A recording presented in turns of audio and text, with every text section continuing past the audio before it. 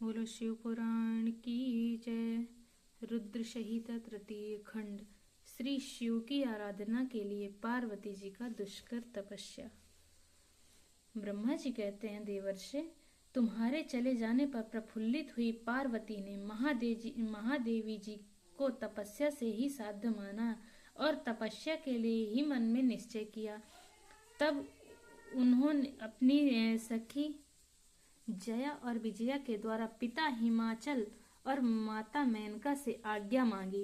पिता ने तो स्वीकार कर लिया, परंतु माता मैना ने स्नेहवश अनेक प्रकार से समझाया और घर से दूर वन में जाकर तप करने से पुत्री को रोका। मैना ने तपस्या के लिए वन में जाने से रोकते हुए उमा बाहर न जाओ ऐसा कहकर, इसलिए उस समय शिवा का नाम उमा हो गया। मुने शैलराज की प्यारी पत्नी मैना ने रोकने से शिवा को दुखी हुई जान अपना विचार बदल दिया और पार्वती जी को तपस्या के लिए जाने के लिए आज्ञा दे दी। मुनिश्रेष्ठ, माता की वह आज्ञा पाकर उत्तम व्रत का पालन करने वाली पार्वती ने भगवान शंकर का स्मरण करके अपने मन में बड़े सुख का अनुभव किया। माता पिता को प्रसन्नता पूर्वक प्रणाम करके शिव के स्मरण पूर्वक दोनों सखियों के साथ वे तपस्या करने के लिए चली गईं। अनेक प्रकार के प्रिय वचनों का परित्याग करके पार्वती ने कटि प्रदेश में उत्तर सुंदर मूंज की मेखला बांध शीघ्र ही वल्कल धारण कर लिए। हार का परिहार करके उत्तम मृग चर्म को हृदय से लगाया। तत्पश्चात वे तपस्या के लिए गंगा अवतरण गंगोत्री तीर्थ की ओर चली। वह ध्यान लगाते हुए भगवान शंकर ने कामदेव को दग्ध किया था। हिमालय का वह शिखर गंगा अवतरण के नाम से प्रसिद्ध है।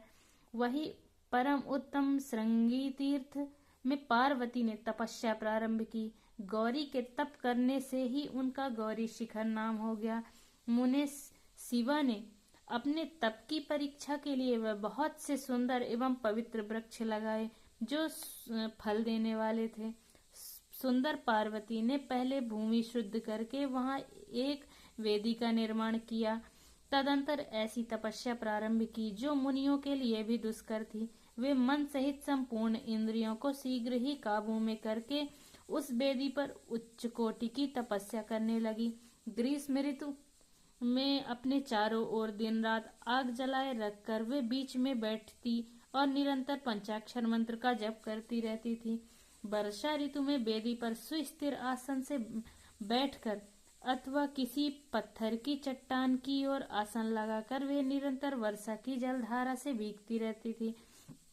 शीतकाल में निराहार रहकर भगवान शंकर के भजन में तत्पर हो वे सदा शीतल जल के भीतर खड़ी रहती तथा रात भर बर्फ की चट्टानों पर बैठा करती थी। इस प्रकार तप करती हुई पंचाक्षर मंत्र से जप में संलग्न हो शिवा संपूर्ण मनोवांछित फलों के दाता शिव का ध्यान करती थी। प्रतिदिन अवकाश मिलने पर वे सखियों के साथ अपने लगाए हुए वृक्ष को प्रसन्नता पूर्वक सींचती और वहां पधारे हुए अतिथि का आतिथ्य सत्कार भी करती थी। शुद्ध चित्त वाली पार्वती ने प्रचंड आंधी, कड़ाके की सर्दी, अनेक प्रकार की वर्षा तथा दूसरा धूप का भी सेवन किया। उनके ऊपर वहां नाना प्रकार के दुख आए, परंतु उन्होंने उन सबको कुछ नहीं गिना। मुने वे केवल शिव में मन लगाकर वहां सुस्थिर भाव से खड़ी या बैठी रहती थी। उनका पहला वर्ष फलाहार में बीता और दूसरा वर्ष उन्होंने केवल पत्ते चबाकर बिताया। इस तरह तपस्या करती हुई देवी पार्वती ने क्रमशः असंख्य वर्ष व्यतीत कर दिए। तदंतर हिमवान की पुत्री शिवा देवी पत्ते खाकर भी छोड़कर सर्वथा निराहार रहने लगी। तो भी पश्चात तत्पर्या के उनका अनुराग कर दिया। हिमाचल पुत्री शिवा ने भोजन के लिए पर्ण का भी परित्याग कर दिया, इसलिए देवताओं ने उनका नाम अपर्णा रख दिया। इसके बाद पार्वती भगवान शिव के स्मरण पूर्वक एक पैर से खड़ी हो पंचाक्षर मंत्र का जप करती हुई बड़ी भारी तपस्या करने लगी। उनके अंग चीर और वल्कल से ढके थे।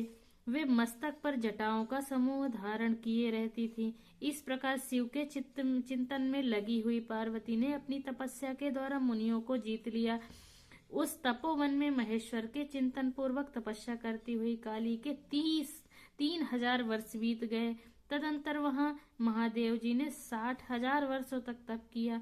उस स्थान पर क्षण भर ठहरकर शिवा देवी इस प्रकार चिंता करने लगी, क्या महादेव जी इस समय यह नहीं जानते कि मैं उनके लिए नियमों को पालन में तत्पर हो तपस्या कर रही हूँ? फिर क्या कारण है कि सुदीर्घ काल में तपस्या में लगी हुई मुझ सेविका के पास वे नहीं आए?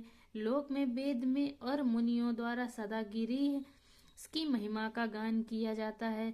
यह सब यही कहते हैं कि भगवान शंकर सर्वज्ञ, सर्वात्मा, सर्वदयी, समस्त ऐश्वर्यों के दाता, दिव्य शक्ति संपन्न, सबके मनोभावों को समझ लेने वाले, भक्तों को उनकी अभीष्ट स्तुति देने वाले तथा समस्त क्लेशों का निवारण करने वाले हैं। यदि मैं समस्त कामनाओं का परित्याग करके भगवान वृषभध्वज में अनुरक्त हुई हूँ तो वे कल्याणकारी भगवान शिव यहाँ मुझ पर प्रसन्न हो। यदि मैंने नारदत्त त्रिस्तोक्त शिव पंचाक्षर मंत्र का सदा उत्तम भक्ति भाव से विधि पूर्वक जप किया हो तो वे भगवान शंकर मुझ पर प्रसन्न हो। यदि मैं सर्वेश्वर शिव की भक्ति से युक्त एवं निर्विकार हूँ तो भगवान शंकर मुझ पर अत्यंत प्रसन्न हो। इस तरह नित्य चिंतन करती हुई जटा वल्कधारिणी निर्विकारा पार्वती मुंह नीचे किए सुदीर्घ काल तक तपस्या में लगी रही। उन्होंने ऐसी तपस्या की जो मुनियों के लिए भी दुष्कर थी। वहां उस तपस्या का स्मरण करके पुरुषों को बड़ा विस्मय हुआ। महर्षि पार्वती की तपस्या का जो दूसरा प्रभाव पड़ा था उसे भी इस समय सुनो। जगदम्बा पार्वती का वह महान तप परम आश्चर्यजनक था जो स्वभावतः एक दूसरे के विरोधी थे। ऐसे प्राणी भी उस आश्रम के पास जाकर उनकी तपस्या के प्रभाव से विरोध रहित हो जाते थे। सिंह और गौ आदि सदा रागादि दोषों से संयुक्त रहने वाले पशु भी पार्वती की तप की महिमा से वहां परस्पर बाधा नहीं पहुंचाते थे। मुनिश्रेष्ठ, इनके अतिरिक्त जो स्वभावतः एक दूसरे के वैरी हैं वे चूहे, बिल्ली आदि एक दूसरे जीव भी उस आश्रम पर कभी रोष आदि विकारों से युक्त नहीं होते थे। वहां के सभी वृक्षों में सदा फल लगे रहते थे। भांति भांति के तृण और विचित्र पुष्प उस वन की शोभा बढ़ाते थे। वहां का सारा वन प्रांत कैलाश के समान हो गया। पार्वती के तप की सिद्धि का साकार रूप बन गया। बोलो शिव पुराण की जय।